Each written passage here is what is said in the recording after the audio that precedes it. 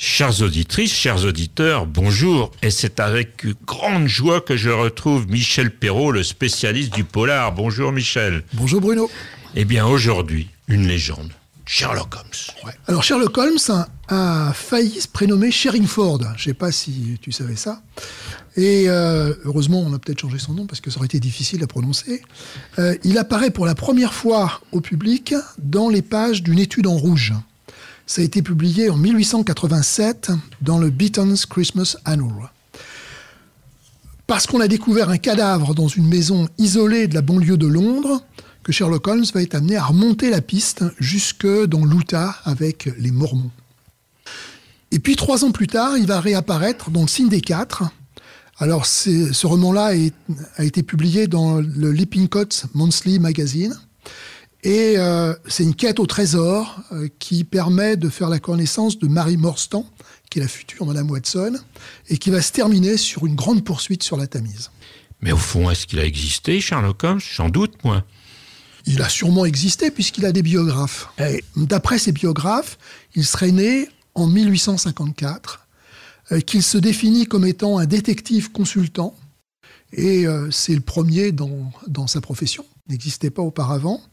On sait peu de choses sur sa famille, sinon qu'il descendrait par sa grand-mère du peintre français Horace Vernet. Ah oui. Eh ouais. Quand même. Quand même. Qu'il a un frère, Mycroft, qui est plus âgé que lui, qui est plus intelligent que lui, qu'on voit apparaître pour la première fois dans l'interprète grec, qui est un membre important du gouvernement, probablement les services secrets, et qui ne quitte pas le Diogène Club parce qu'il est un peu trop imposant pour pouvoir en sortir. Je pense pas que Sherlock Holmes apprécie d'avoir quelqu'un de plus intelligent que lui. Non, sûrement pas. Il est tellement vaniteux. Alors, Sherlock Holmes a commencé dans la profession en 1878, c'est ce qu'ont dit ses biographes également, avec des débuts probablement difficiles, puisqu'il a été contraint de rechercher un colocataire pour pouvoir payer son loyer. C'est d'ailleurs comme ça qu'il va rencontrer le docteur Watson en 1881. Et ils vont s'installer au 221B Baker Street chez Madame Hudson. Et on peut visiter. On peut visiter. Oui. Quand il n'y a pas de japonais. Alors, si on revient au texte écrit par Conan Doyle, qu'on appelle le canon, on voit que Holmes est présent dans 4 romans. Une étude en rouge, Le Signe des Quatre, dont on a déjà parlé, et puis surtout le cultissime Chien des Baskerville, qui a été publié en 1902. Alors, l'action se déroule dans la lande de Dartmoor, et selon la légende, il y a un chien démoniaque, cracheur de feu, qui se promène sur la lande pour pourchasser les membres de la famille Baskerville.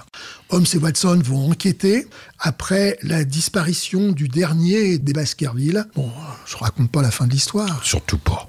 Et puis le 4e et dernier roman, c'est La Vallée de la Peur, qui sort en 1915. Il y a un meurtre dans un manoir du Sussex, et ce meurtre trouve son origine dans une vengeance au sein d'une société des hommes libres, qui est un groupe criminel américain.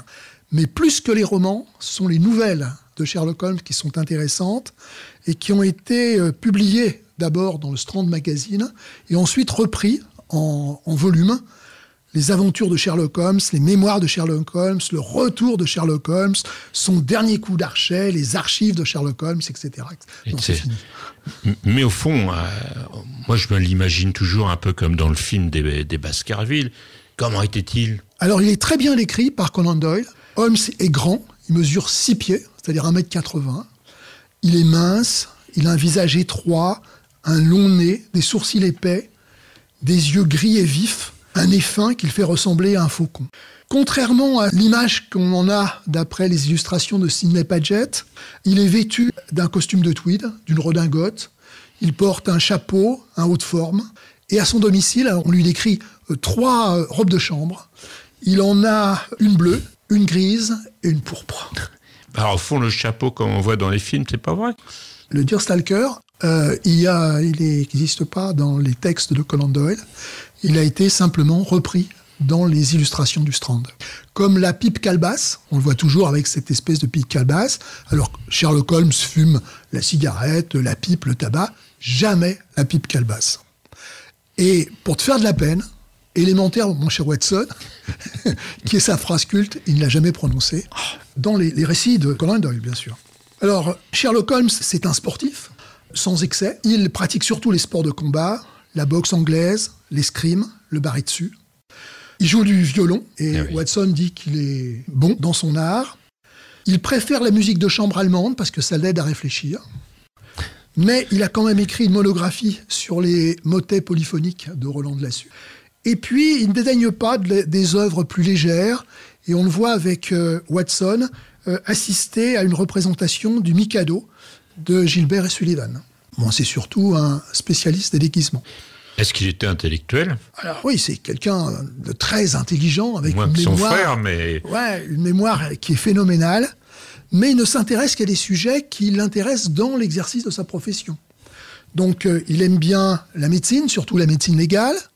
Il aime la chimie, qu'il expérimente dans sa chambre. Il aime les armes à feu.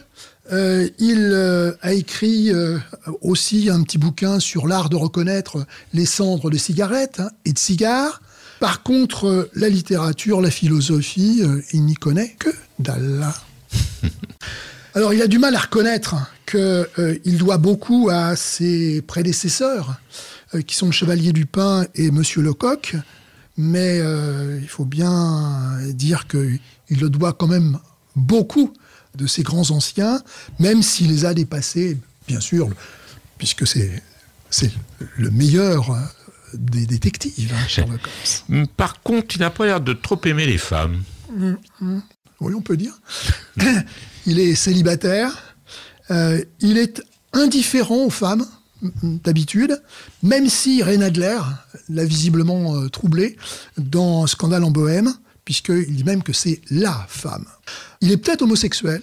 Il a dit un jour à Watson « Je ne suis pas un admirateur forcené du sexe faible ». Bon, il a d'autres défauts, il est toxicomane. Il utilise d'habitude de la morphine en solution à 7%. Il l'utilise dans des périodes d'inactivité. Watson essaye de le guérir, mais sans aucun succès. C'est peut-être un bipolaire, avec une dépression entre les enquêtes et une hyperactivité au moment des enquêtes. Il est vaniteux, hautain, il est très conscient de sa supériorité intellectuelle. Lestrade et Watson en font souvent les frais. Donc c'est quelqu'un qui a un caractère difficile, voire impossible, et il serait véritablement antipathique, même si, bon, incontestablement, il nous fascine. Conan Doyle lui-même n'appréciait pas beaucoup Sherlock Holmes, puisqu'il n'a pas hésité à le tuer, à le faire disparaître dans les chutes de Reichenbach, en compagnie du professeur Moriarty, son ennemi préféré, le Napoléon du crime. Mais il a été obligé de le ressusciter sous la pression de ses lecteurs et peut-être pour améliorer ses finances. Et il est revenu, donc, 13 ans plus tard, dans la maison vide. Il n'est pas mort dans les chutes, alors ? Bah non, il n'est pas mort dans les chutes. Il s'est juste caché. Il s'est juste caché et pendant donc ces années, il a pris l'identité d'un explorateur norvégien pour échapper aux hommes du professeur Moriarty. Alors, qu'a-t-il fait pendant ces années où il a disparu et que les adeptes de Sherlock Holmes s'appellent le Grand Hiatus? Certains disent qu'il est parti en Afghanistan, au Tibet, d'autres à Khartoum, sur les traces de Gordon Pacha, d'autres qu'il a fait des séjours en France, et la France qui lui aurait décerné la Légion d'honneur. À la fin de sa vie, Holmes va faire une retraite à la campagne. Il s'occupe des abeilles, il écrit un traité d'apiculture. Il va reprendre un tout petit peu du service au début de la Grande Guerre pour s'opposer à un espion du Kaiser dans la nouvelle Son dernier coup d'archet. Alors on ne sait rien du moment de sa mort, du motif de sa mort, mais c'est normal puisqu'une légende ne meurt jamais. Oui, en fait c'est une légende, il n'a pas existé. Mais si, puisque c'est devenu un personnage historique et qu'on continue de lui envoyer des lettres au 221B Baker Street, Oui. Qu'il est à l'origine d'une science, qui est l'holmésologie, qu'il existe des sociétés qui s'occupent de Sherlock Holmes, il y a la Société de Londres, il y a les Baker Street Irregulars à New York, il y a la SSHF en France. Sherlock Holmes a été beaucoup utilisé au cinéma, depuis Basil Rathbone et Nigel Bruce jusqu'à Jude Law et Robert Downey Jr., à la télévision avec Jeremy Brett, dont tu parlais tout à l'heure, et puis plus récemment Benedict Cumberbatch et Lucille Liu, qui est la première Doctoress Watson. Voilà. Il y a plein d'adaptations, bandes dessinées, de romans qui ont été soit des adaptations, soit des pastiches, soit des parodies. Et il y en a tellement qu'on ne peut pas tous les citer. À la semaine prochaine. Peut-être d'ailleurs avec quelqu'un d'autre, parce que je vois plein d'amateurs autour du studio, plein de spécialistes du roman policier, peut-être même Emmanuel Blois.